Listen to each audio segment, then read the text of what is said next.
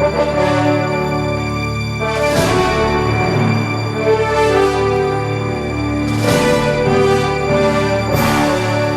la présidence de la République à Abidjan, sous la présidence de son Excellence M. Alassane Ouattara, président de la République, chef de l'État. L'ordre du jour de cette réunion comportait les points suivants. A. Mesures générales, projet de décret. B. Mesures individuelles. C. Communication et D. divers. A. Mesures générales, projet de décret.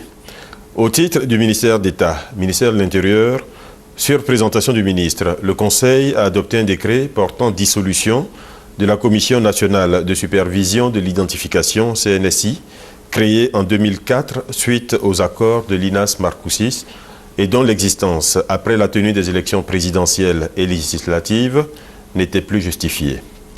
À la suite de cette communication, le chef de l'État a demandé qu'un point soit fait des structures mises en place suite aux accords de sortie de crise et qu'un terme définitif soit mis à leur existence. 2. Au titre du ministère d'État, ministère de l'Emploi, des Affaires sociales et de la Solidarité, le Conseil a adopté un décret portant attribution, organisation et fonctionnement de l'Agence d'études et de promotion de l'emploi, l'AGEP. Ce décret vise à mettre en conformité l'AGEP, créée en 1993, avec la loi numéro 98-388 du 2 juillet 1998, qui fixe les règles générales relatives aux établissements publics nationaux. Ce décret engage une réforme de l'AGEP pour permettre à ce service public de l'emploi d'aborder avec plus d'expertise les questions liées à la promotion de l'emploi sur l'ensemble du territoire national, à l'amélioration des conditions de création d'emplois en faveur des jeunes, au renforcement du partenariat public-privé, au développement de l'auto-emploi, etc. Il permettra également de mieux faire face au traitement social de l'emploi et de remédier à l'absence d'informations statistiques sur le marché de l'emploi en Côte d'Ivoire. 3. Au titre du ministère de l'Enseignement supérieur et de la Recherche scientifique, sur présentation du ministre, le Conseil a adopté un décret portant création, attribution, organisation et fonctionnement du Centre régional des œuvres universitaires de Korogo. Ce centre aura pour mission d'assurer aux étudiants de l'université Peleforo Gon Coulibaly de Korogo de bonnes conditions de vie, de travail, d'études, de restauration, de logement, de santé, etc. Au titre du ministère de l'Environnement et du Développement durable, sur présentation du ministre, le Conseil a adopté 3 décrets.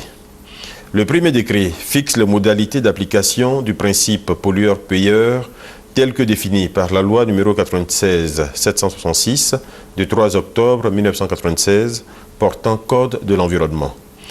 Malgré l'existence de cette loi, dont la finalité est la remise en état effectif de l'environnement selon la nature des dommages subis, les modalités d'application du principe pollueur-payeur n'avaient jamais été définies.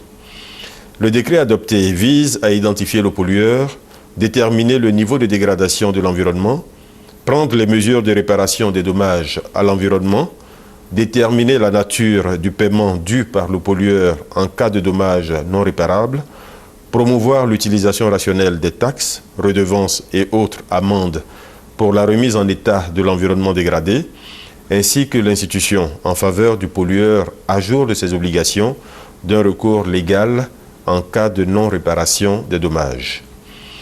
Le deuxième décret porte création, organisation et fonctionnement de la Commission nationale pour la réduction des émissions de gaz à effet de serre dues à la déforestation et à la dégradation des forêts. Ces émissions représentent environ 20% du total mondial des gaz à effet de serre émis chaque année. Pour résoudre ce problème, la Convention des Nations Unies sur les changements climatiques a initié depuis 2007 le mécanisme REDD+, de réduction des émissions de gaz à effet de serre dues à la déforestation et à la dégradation des forêts. Ce mécanisme a pour objet, d'une part, d'harmoniser les politiques sectorielles relatives à l'aménagement du territoire, à l'exploitation forestière et aux pratiques agricoles, et d'autre part, de contribuer à la promotion du biogaz et des fours améliorés, à la promotion des techniques agricoles durables, à l'aide aux pays tropicaux en vue de réduire leurs émissions de gaz à effet de serre dues à la déforestation. Le troisième décret porte création, attribution, organisation et fonctionnement de l'autorité nationale du mécanisme pour un développement propre. Devant les impacts négatifs liés au changement climatique, la Côte d'Ivoire s'est engagée à lutter contre les émissions de gaz à effet de serre dues aux activités anthropiques par la ratification de la Convention cadre des Nations Unies sur les changements climatiques du 14 novembre 1994 et par la ratification du protocole de Kyoto d'avril 2007. Le décret adopté permet de renforcer le cadre institutionnel, fonctionnel et réglementaire de l'autorité nationale du mécanisme pour un développement propre, créé par arrêté numéro 2005-232 du 5 décembre 2005 et dont les missions sont, entre autres, la lutte contre les effets néfastes des changements climatiques, l'attraction d'investisseurs privés pour le marché des crédits d'émission certifiés, la contribution effective de la Côte d'Ivoire à l'assainissement de l'environnement local et mondial, le développement des projets d'investissement et le financement privé des projets de développement par les investisseurs. B. Mesures individuelles.